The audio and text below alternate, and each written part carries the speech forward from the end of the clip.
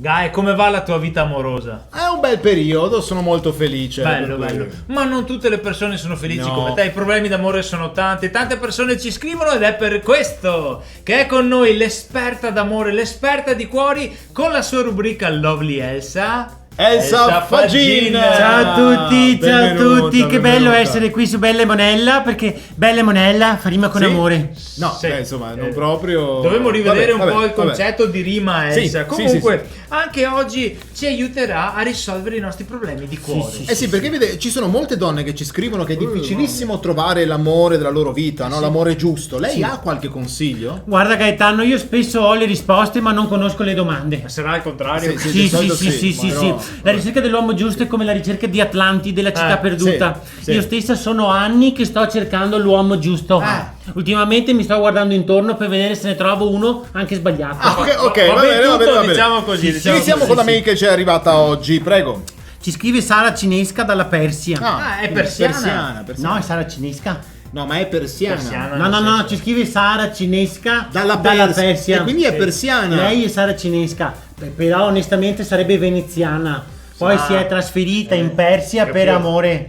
Cioè, ricostruendo, Sara Cinesca è veneziana. Sì, ma oggi è persiana. Trasferitasi lì per amore. E amore Sì, con chi? Con un nobile inglese. Che si chiama? Serranda. No, vabbè, Serranda.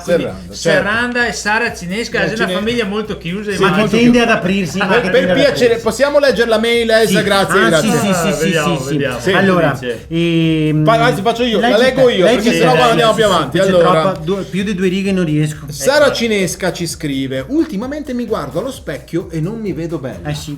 Sì, sono triste, non mi piaccio, vorrei cambiare. Sto pensando a un ritocchino estetico. Attenzione. Cosa ne pensa?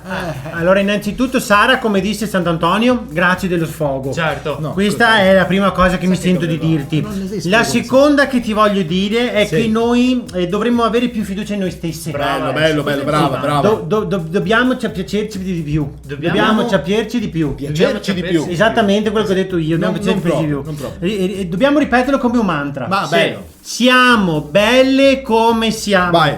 Siamo degli esseri meravigliosi.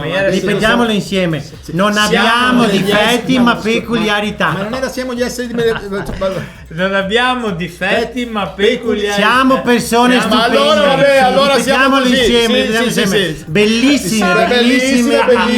Non me ne ha detto uno Grazie uguale, Elsa, cioè. grazie. Ringraziamo il grazie. nostro ospite Elsa Fagin. Siamo stupende.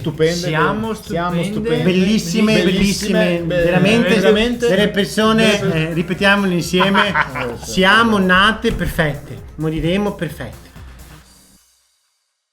Everybody moving.